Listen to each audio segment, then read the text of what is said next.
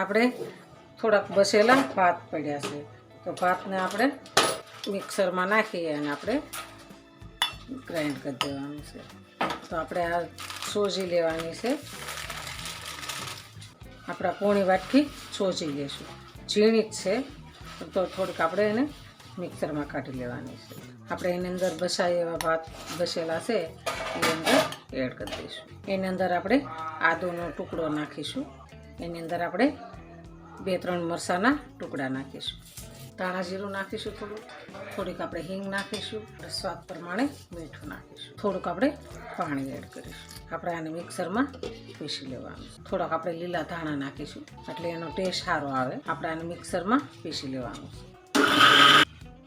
આપણી પેસ્ટ સરસ તૈયાર થઈ ગઈ છે. આપણે થોડુંક પાણી નાખીને ઢાંકણાને ધોઈ લઈશું. આપણે બેટર સરસ તૈયાર થઈ ગયું છે.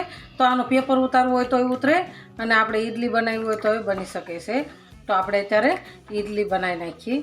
તો આપણે આજે મસાલા ઈડલી થાય છે. તો આપણે આ ઈડલીનું ડીશ લીધી છે. સોડા એડ કરીશું. એની ઉપર આપણે લીંબુનો રસ નાખીશું. લીંબુનો રસ નાખીને આપણે એને સરસ હલાવી લેવાનું છે. આપણે હીટ થવા મૂકી દીધું છે. તો આપણે હવે ડીશું ભરી લઈશું.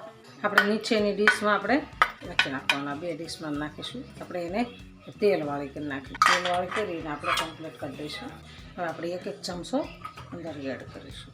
તો આપણે આ રીંગ મૂકીશું અને એના ઉપર આપણે આ મૂકીશું ડીશ મૂકીને આપણે એને ઢાંકી દઈશું. આપણે હવે જોઈ લઈશું. પછી છે એકદમ સાફ છે. આપણી ઈડલી સરસ કમ્પ્લીટ છે. તો હવે આપણે આને ગેસને બંધ કરી દઈશું. ગેસને બંધ કરી અને આપણે આને નીચે ઉતારી લઈશું. આપણે ઈડલીને આવી રીતના આપણે ઈડલી સરસ તૈયાર છે. એકદમ મસ્ત બની ગઈ છે. તો આપણે ટોપરાની ચટણી હારે સર્વ કરીશું. તો અમારી ઈડલી સરસ તૈયાર છે. તો હાલો ખાવા.